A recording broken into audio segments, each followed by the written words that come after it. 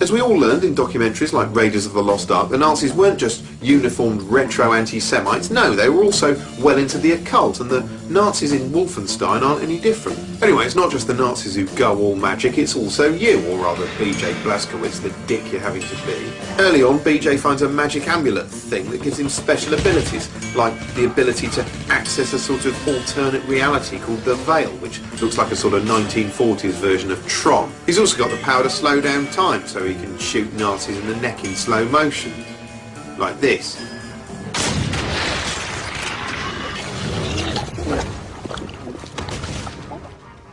It all looks pretty enough, in as much as an occult rerun of World War II can look pretty, and the game isn't bad, it's just not hugely exciting or innovative. The mix of realistic weapons and mystical silliness is a bit weird, and the World War II shooter is an oversubscribed genre that's been done better before. The Nazis are a bit of a pain in the arse as well, to be honest. They spend most of their time just spouting stupid Nazi catchphrases, which makes it feel a bit like you've just gone berserk on the set of Hello Hello, which would have made for a more interesting game.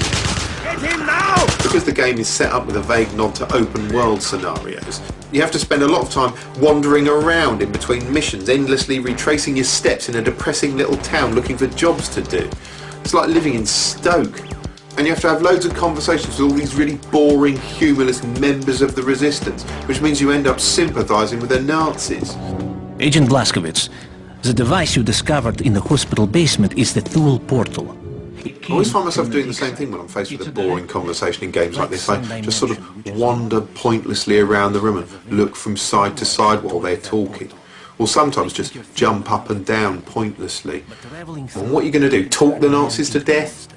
Anyway, call me a fusty old man, but I think the original Wolfenstein had some humour to it and some charm, whereas this is just a game in which you find yourself fighting off the Nazis and déjà vu, sometimes with an axe.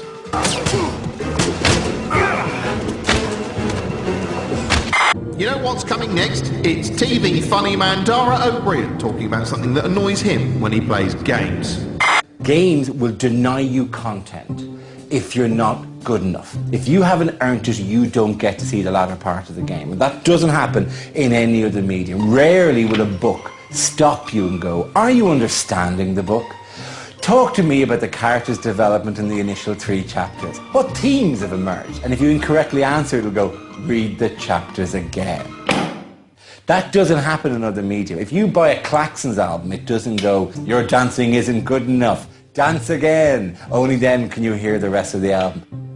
If you're playing, say, Gears of War, right, this would be one of my favourite boss levels. The end of the 2nd chapter of it, there's a character called the Berserker, which is this monster who comes out, literally bursts out of a door going, and you have to lure the Berserker to smash through a door. So you stand there, and the Berserker sees you, and then he runs at you, and that gives you time to step away, and the Berserker runs and smashes the door. And then you run behind a pillar, and the Berserker gets confused and runs off, and then you run to the next bit. But the next bit's another door. And you have to do it again, but the door is narrower this time. And then you get to door number 2, and you think, great, I've got through it. Do you know what's behind door number 2? There's another fucking door.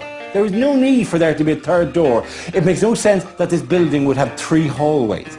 And so you go in and you smash the 3rd. Apparently you've got to shoot them there. I have no idea. I've never got to that because I'm so freaked out by having gone through the first 2 doors that I have no idea what my fingers are doing. I'm offering him food. That's what I'm doing. Like I'm pressing the wrong button and I'm toggling through my inventory menu while this guy is running towards me. I'm picking different weapons. I'm supposed to be ducking and rolling away from him. And the Berserker just races straight through me and kills me. I've never finished it. That's 11% of the way through the game, which means, you know, there's 89% of Gears of War I never saw because of that fucker and the door. And that is just a story of my gaming life. GTA 4. I will admit this publicly, I have never seen Manhattan. You have to get the initial island, and there's various tasks, one of which was to assassinate a guy in a train station. But to get there, you have to go out of a Russian nightclub, and steal a car and then drive across the city. And you're sitting in your own home going, I've got a day off work and I'm in a commute. I cannot believe that I've taken the time of my own to sit in fake traffic when I could be out in London driving somewhere nice in actual traffic. And there's a toll bridge when you get across the bridge. And if you drive straight through the toll bridge, the police will start chasing you, and so your game is it's always a hassle. So you've got to pause at the toll bridge, He throws money in, and then you drive slowly in traffic to get to it. And if you don't kill the guy, you go all the way back to the Russian nightclub. There's no save point in the middle of it. I've never seen Manhattan, right? I'm sure Manhattan is a dream. I'm sure Manhattan in GTA 4 is a Manhattan of the 1920s, where it's all dun dun dun dun dun dun dun, and that's where Nico Bellic's dreams all come true, and you get a nice job in an office. I'm sure that's what happens. Anything can happen. You can meet a nice girl and settle down, just as long as you can just get to Manhattan. And I've never got him there. But sometimes it genuinely is illogical, right? I mean, Rock Band, for example. Rock Band, where is the whole point of Rock Band is you get to pretend to be your favourite band, right? And you get to, it's all wielding an axe and madness, right? But to get to the ones they promise on the back of the pack, which is like Sabotage by the Beastie Boys, or stuff by The Who, right? You have to unlock them as it goes along. So every time you play one, admittedly you have to play it at an easy level, but you still have to play it, right? You still have to play Maps by the Yeah Yeah Yeahs, or a song made famous by Mountain, and the Mississippi Walk. That wasn't made famous. No one's ever heard of Mountain. It never made them famous or the song famous. But you still got to play red, red, green, green, red, red, red. I'm not sure. Maybe that's the musician's life. Maybe that correctly mirrors that a musician has to do a lot of things before he can play the songs he wants to play. But in which case, just put in a mode where you have to suck a promoter's cock in order to unlock the later levels. You could use the guitar, and you could go, ah, and they'd be clicking on working the shaft. And then you could just earn the rock, ah, well done, you have got the promoter off. You may now play the songs you want to play. And that's fine. Funny, ha, ha, ha, right? But the point remains, I bought that content. I bought that game because I wanted to play Sabotage by the Beastie Boys, and you, the game designer, are making me play songs I've never heard of, that I have no interest in playing, and you're buying 3 minutes of my life that I didn't want to spend with Weezer. I wanted to spend it pretending to be The Who, right? That's my content. I want it. Simulation, computerized recreation of a real-world activity. One of the very first Sims was Atari's eerie impersonal Battlezone, a tank simulator in which you hovered through a wireframe environment murdering blameless tanks. Flight sims have always been popular, albeit bewilderingly complex, and they're another good example of how graphics have evolved. The term simulation, or sim, covers everything from obvious applications like a flight sim or a racing game, to more esoteric examples, like the grisly surgical slice-em-up trauma centre Second Opinion on the Wii.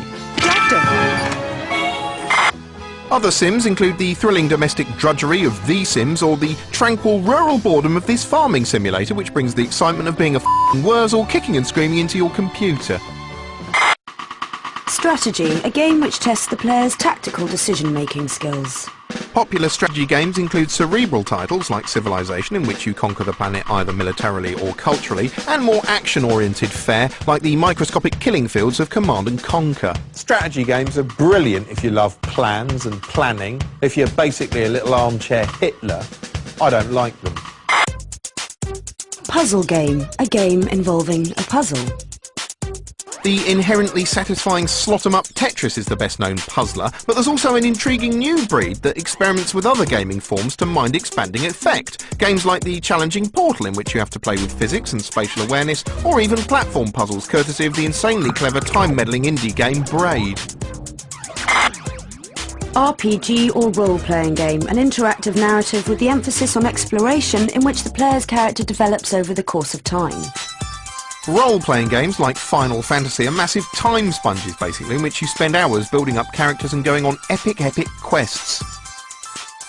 MMORPG, massively multiplayer online role-playing game, a virtual environment in which large numbers of players may interact with each other.